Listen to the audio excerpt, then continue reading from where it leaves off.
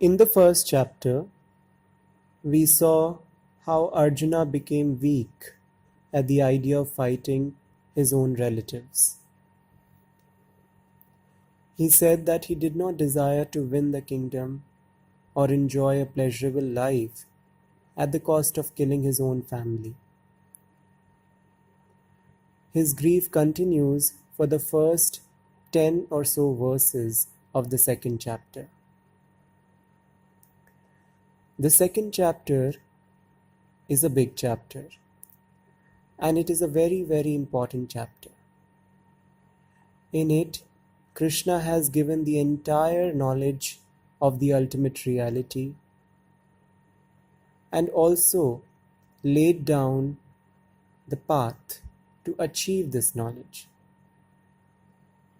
and how Arjuna's action fits into this entire scheme of things. We will spend a great deal of time on this chapter. In this video, we will go through the first 10 verses.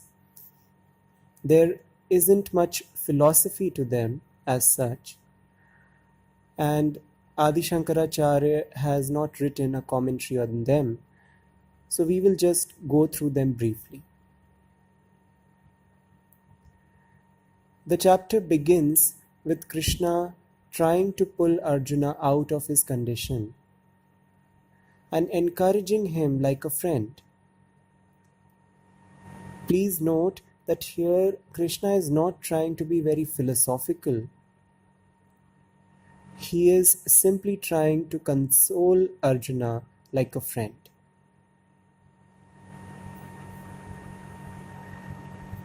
Krishna says,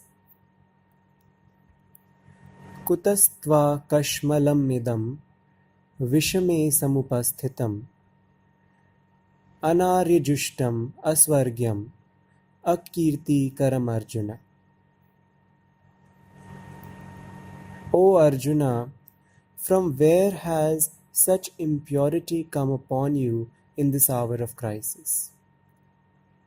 It is not befitting an Aryan. It does not lead to heaven, nor does it bring honor.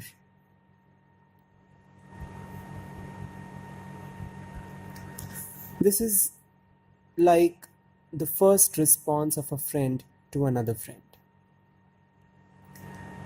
From where has such impurity come upon you? You see, Arjuna's mind was clouded and he could not think clearly at that moment. He was unable to make an objective decision. So, this cloudy nature of his mind, this is what Krishna means when he uses the word impurity. Please note that emotions, sentiments, feelings are not an impurity in themselves. That is not what is meant here. When they cloud the intellect and one loses the ability to think and act objectively, then they are like an impurity, like dust covering a mirror. One cannot see things as they are. This example Krishna will give later on in the third chapter. So, this is what the word impurity here means. The word Aryan is also interesting. Here it means someone of an upright character, someone who is conscious of his duties and who possesses the purity of mind and heart. It is a reference to an inner constitution rather than a particular race of people. Further, Krishna says that Arjuna's weakness is such that it would not lead him to any kind of well-being, either here or hereafter. If he turns his face away today, he will later regret it. he will keep feeling the burden of guilt, and that would never let him live in peace. And the people who look up to him will also be disappointed. So it will not bring him any honor either. Further, Krishna says, Klebhyam masma gamaha partha naitatavyayupapadyate shudram hridaya dorbalyam tyaktva uttishta parantapa. O Partha, Partha is a reference to Arjuna being the son of Kunti. Kunti was also known as Pritha. So Pritha Putra, the son of Pritha, is Partha. So, O Partha, yield not to such impotence. It does not befit you. O scorcher of foes, Parantapa, O scorcher of foes, rise and give up the petty weakness of the heart. Again, a very strong exhortation by Krishna. The word klebhyam, impotence, is noteworthy. You see, there is a difference between pure compassion and self-pity. If Arjuna would have felt compassion at that time, he would have acted to protect the interests of the people, to restore justice. But what he was feeling was self-pity. He was thinking, how would I endure the pain of performing this act? So his feelings were arising out of such weakness and not out of true and pure compassion. That is why Krishna uses such a harsh word like impotence.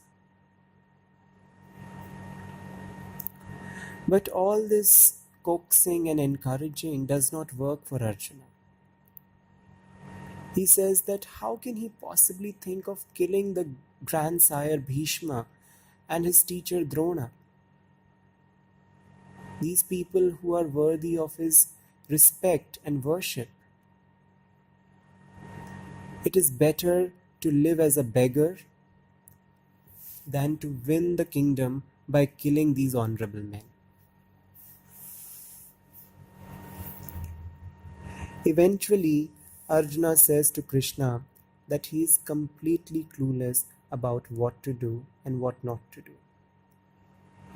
And he requests Krishna to be his teacher and guide. Karpanya dosho apahat svabhavah pritchami tvam dharma sammuna chetah yashreyam syanishchitam bruhi tanme shishyasteham shadhimam tvam prapannam.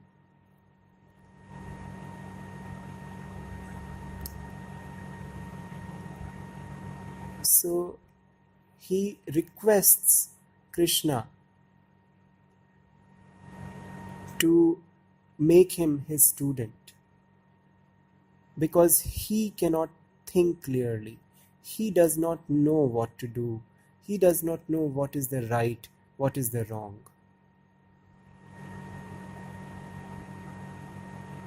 He surrenders himself to Krishna. He becomes Krishna's student. And this is Krishna's cue. Now Krishna will guide him and impart the teaching. You see, it is very important that the student approaches the teacher for the knowledge. He or she must show their willingness to learn, the openness to know about a new approach to life.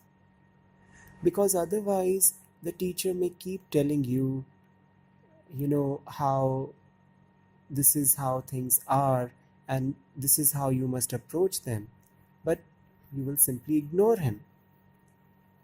You may think that you don't need all this lecturing and philosophy. It is only when you yourself realize that you require some guidance, that perhaps your way of life is not really working, only then you show the willingness to a new perspective. And that's when the teaching begins.